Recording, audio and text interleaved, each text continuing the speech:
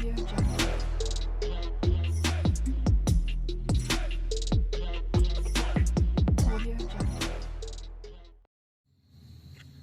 းလုံးပဲမင်္ဂလာပါဗျ။နေရောကောင်းကြရလားပရိသတ်ကြီးတို့ရေ။အခုရပိုင်းမိုးကလည်းဇက်တက်ရွာနေတော့အားလုံးပဲကျမ်းမာရေးကူးဆိုင်ကြပါ။ပြီးတော့ကျွန်တော်တို့တီရီမြန်မာ channel ကိုကြည့်ရှုအားပေးနေတဲ့ပရိသတ်တယောက်ချင်းစီတိုင်းကိုလည်းကျေးဇူးတင်ပါတယ်ဗျာ။ကဲဒါဆိုရင်ကျွန်တော်တို့ဒီတစ်ပတ်အတွက်စလိုက်ကြရအောင်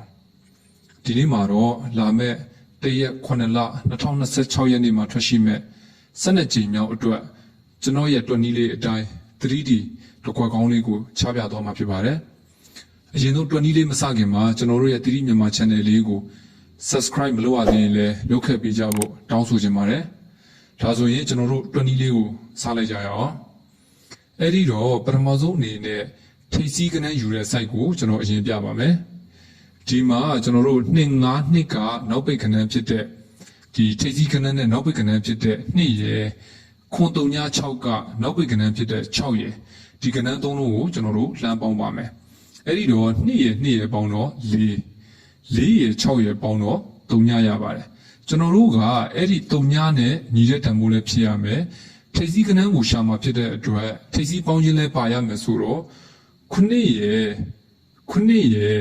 6နှစ်9ကထိပ်စီးကနန်းဖြစ်တဲ့6ရယ်ဒီကနန်း3လုံးကိုကျွန်တော်တို့လှမ်းပေါင်းကြည့်ပါမယ်9ရယ်ပေါင်းတော့4ရယ်6ရယ်ပေါင်းတော့3ညဒါဆိုရင်ကျွန်တော်တို့ကအပေါ်ကရရှိထားတဲ့3ညဆိုတဲ့တန်ဖိုးနဲ့တွားပြီးတော့ညီရာကိုတွေ့ရှိရပါတယ်ဒါဆိုရင်ကျွန်တော်တို့နောက်တစ်ပင်ကိုဆက်ကြည့်ကြမယ်နောက်တစ်ပင်မှာလည်းကျွန်တော်တို့ကအပေါ်ကခဏန်းယူခဲ့တဲ့ site လေးအတိုင်းခဏန်းနေရာယူထားတာလေးကိုမပြောင်းလဲဘဲနဲ့ဆက်ပြီးတော့ရှာကြည့်ပါမယ်963ကထိပ်စီးကနန်းနဲ့နောက်ပိတ်ကနန်းဖြစ်တဲ့9ရယ်3ရယ်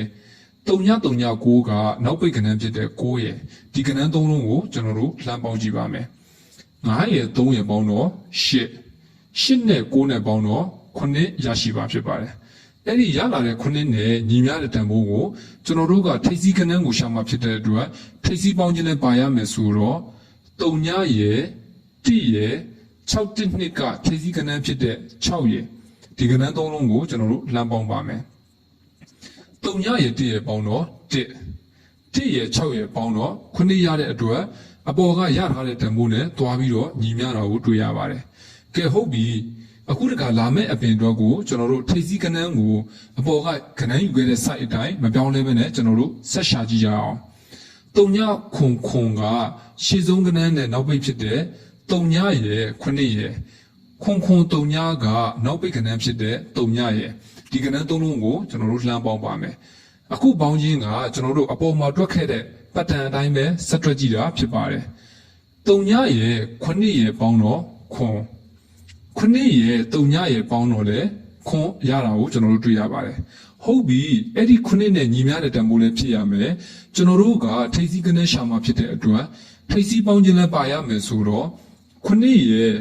10ရယ်အခုလာမယ်ထိပ်စီးကနန်းရဲ့ဒီ3လုံးကိုကျွန်တော်တို့လှမ်းပေါင်းကြည့်ပါမယ်9ရယ်10ရယ်ပေါင်းတော့9အဲ့ဒီ9ရယ်အခုလာမဲ့ထိပ်စီးကနန်းရဲ့ပေါင်းခြင်းက9ရမှာဖြစ်တဲ့အတွက်9ရယ်2ရယ်ပေါင်းမှ9ရမှာဆိုတော့လာမဲ့12ကြိမ်မြောက်အတွက်ထိပ်စီးကနန်းအနေနဲ့ကတော့ကျွန်တော်တို့2ကိုရရှိမှာဖြစ်ပါတယ်ဟုတ်ပြီကျွန်တော်တို့ကထိပ်စီးကနန်းကိုရပြီဆိုတော့ခါးလက်ကနန်းကိုကျွန်တော်တို့ဆက်ရှာကြရအောင်ခါလက်ကနန်းရှာမှာဆိုရင်လေဒီနေရာမှာကျွန်တော်တို့က252ကရှေ့ဆုံးကနန်းဖြစ်တဲ့2ရယ်895ကနောက်ပိတ်ကနန်းဖြစ်တဲ့9ရယ်936ကနောက်ပိတ်ကနန်းဖြစ်တဲ့6ရယ်ဒီကနန်း3လုံးကိုကျွန်တော်တို့လှမ်းပေါင်းပါမယ်2ရယ်9ရယ်ပေါင်းတော့9ရယ်6ရယ်ပေါင်းတော့3ရပါတယ်အခုတခါလေကျွန်တော်တို့ကအဲ့ဒီ3နဲ့ညီမျှတဲ့တန်ဖိုးလည်းဖြစ်ရမယ်ခါလက်ကနန်းကိုရှာမှာဖြစ်တဲ့အတွက်ခါပေါင်းခြင်းလည်းပါရမယ်ဒါဆိုရင်ကျွန်တော်တို့က9ခွန်နှစ်က9ရယ်2ရယ်6နှစ်9ကခါးလက်ကနန်းဖြစ်တဲ့2ရယ်ဒီကနန်း3လုံးကိုကျွန်တော်တို့လှမ်းပေါင်းပါမယ်9ရယ်2ရယ်ပေါင်းတော့1ရယ်2ရယ်ပေါင်းတော့3အဲ့ဒါဆိုရင်ကျွန်တော်တို့အပေါ်မှာရရှိထားတဲ့တန်ဖိုး3နဲ့ညီမျှတာကိုတွေ့ရှိရပါတယ်ဒါဆိုရင်ကျွန်တော်တို့နောက်တစ်ပင်ကိုဆက်သွားကြည့်ကြမယ်နောက်တစ်ပင်မှာဆိုရင်လည်း963ကထိပ်စီးကနန်းဖြစ်တဲ့9ရယ်866ကနောက်ပိတ်ကနန်းဖြစ်တဲ့6ရယ်3ည9ကနောက်ပိတ်ကနန်းဖြစ်တဲ့9ရယ်ဒီကနန်း3လုံးကိုကျွန်တော်တို့ပေါင်းကြည့်ပါမယ်9ရယ်6ရယ်ပေါင်းတော့ တင်းနဲ့ကိုးနဲ့ပေါင်းတော့3ညရရှိပါတယ်အဲ့ဒီ3ညနဲ့ညီတဲ့တန်ဖိုးလည်းရရမယ်ကျွန်တော်တို့ကခါးလေကနန်းကိုရှာမှာဖြစ်တဲ့အတွက်ခါပေါင်းခြင်းလည်းပါရမယ်ဆိုတော့914က9ရယ်4ရယ်612ကခါးလေကနန်းဖြစ်တဲ့1ရယ်ဒီကနန်းသုံးလုံးကိုကျွန်တော်တို့လှမ်းပေါင်းပါမယ်အဲ့ဒီတော့9ရယ်4ရယ်ပေါင်းတော့9ရယ်1ရယ်ပေါင်းတော့3ညဒါဆိုရင်အပေါ်ကရထားတဲ့တန်ဖိုးနဲ့တွားပြီးညီမျှတာကိုတွေ့ရပါတယ်ဟုတ်ပြီအဲ့ဒီပတ်တန်လေးရဆိုရင်အခုဆိုရင်နှစ်ပင်စက်တိုင်းမှန်လာခဲ့ပြီဖြစ်ပါတယ်အခုလာမယ့်အပင်တွေကျွန်တော်တို့ခါးလေကနန်းကိုဆက်ရှာကြည့်ပါမယ်အခုလာမယ့်အပင်မှာဆိုရင်လေ3ညခွန်ကထိစီကနန်းဖြစ်တဲ့3ညရယ်38ခွန်ကနောက်ပိတ်ကနန်းဖြစ်တဲ့9ရယ်ခွန်3ညကနောက်ပိတ်ကနန်းဖြစ်တဲ့3ညရယ်ဒီကနန်း3လုံးကိုလှမ်းပေါင်းကြည့်ပါမယ်3ညရယ်9ရယ်ပေါင်းတော့9ခွန်ရယ်3ညရယ်ပေါင်းတော့ခွန်ရပါတယ်အဲ့ဒီခွန်နဲ့ညီမျှတဲ့တန်ဖိုးလည်းဖြစ်ရမယ်ခါးလေကနန်းရှာပြရတာဖြစ်တဲ့အတွက်ခါပေါင်းခြင်းလည်းပါရမယ်ကနန်းနေရာယူထားတာလေးရလည်းကျွန်တော်တို့အပေါ်မှာမှန်ခဲ့တဲ့ပတ်တန်အတိုင်းတပုံစံနဲ့ဖြစ်ရပါမယ်အဲ့ဒီတော့184က1ရယ်4ရယ်အခုလာမယ်ခါးလေကနန်းတစ်လုံးရယ်ဒီကနန်း3လုံးကိုကျွန်တော်တို့လှမ်းပေါင်းပါမယ်1ရယ်4ရယ်ပေါင်းတော့9အဲ့ဒီ9ရယ်အခုလာမယ်ခါးလေကနန်းပေါင်းခြင်းက9ရမှာဖြစ်တဲ့အတွက်9ရယ်2ရယ်ပေါင်းမှ9ရမှာဆိုတော့အခုလာမယ့်12ကြိမ်မြောက်အတွက်ခါးလေကနန်းကတော့ကျွန်တော်တို့2ရရှိမှာဖြစ်ပါတယ်ဟုတ်ပြီကျွန်တော်တို့ကထိတ်စီးနဲ့ခါးလေကိုရပြီဆိုတော့ကြံနေတဲ့နောက်ပိတ်ကနန်းတစ်လုံးကိုဆက်ရှာကြည့်ပါမယ်နောက်ပိတ်ကနန်းမှာဆိုရင်လေ252ကနောက်ပိတ်ကနန်းဖြစ်တဲ့2ရယ်895ကထိတ်စီးကနန်းဖြစ်တဲ့8ရယ်ခွန်36ကခါးလေကနန်းဖြစ်တဲ့3ညရယ်ဒီကနန်း3လုံးကိုလှမ်းပေါင်းပါမယ်2ရယ်8ရယ်ပေါင်းတော့3ညရယ်3ညရယ်ပေါင်းတော့လေ3ညရရှိပါတယ်ဟုတ်ပြီအဲ့ဒီ3ညနဲ့ညီမျှတဲ့တန်ဖိုးလည်းဖြစ်ရမယ်အခုတခါနောက်ပိတ်ကနန်းကိုရှာမှာဖြစ်တဲ့အတွက်နောက်ပေါင်းခြင်းလည်းပါရမယ်ဆိုတော့9ခုနှစ်က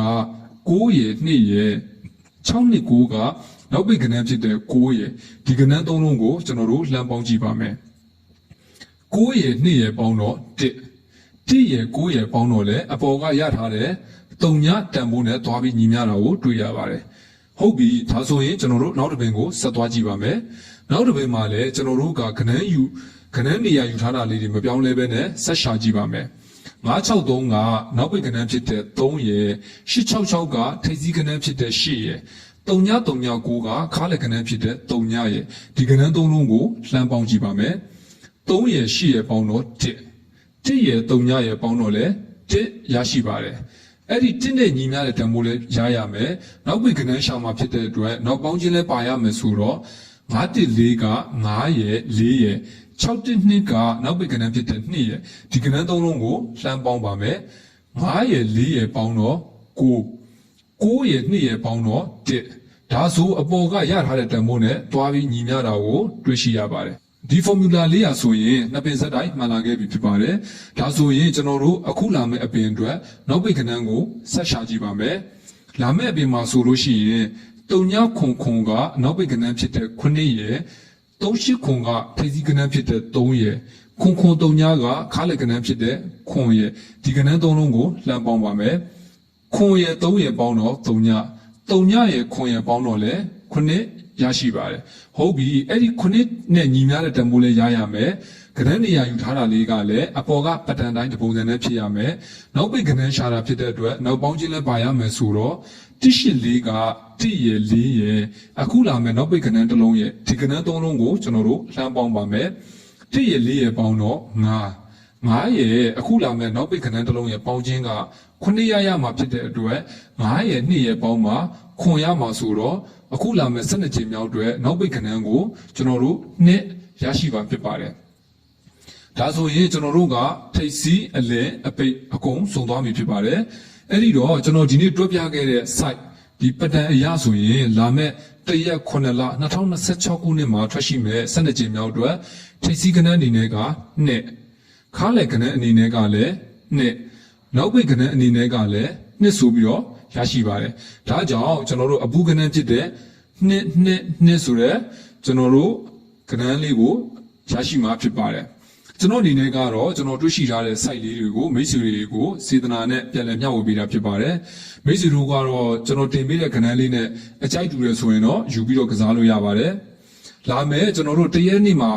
ဖန်တီပွင့်ပွဲကိုလည်းကျွန်တော်တို့ရဲ့တီဗီမြန်မာ channel လေးကဓာတ်ရိုက်ထုံးလွှင့်တင်ဆက်ပေးသွားမှာဖြစ်တဲ့အတွက်မိတ်ဆွေတို့အနေနဲ့လည်းကျွန်တော်တို့ channel လေးကို subscribe ဆိုတဲ့ button လေးကိုနှိပ်ပြီးတော့ဘေးနားက notification ခေါင်းလောင်းလေးကိုလည်းနှိပ်ပေးကြပါဦးဗျ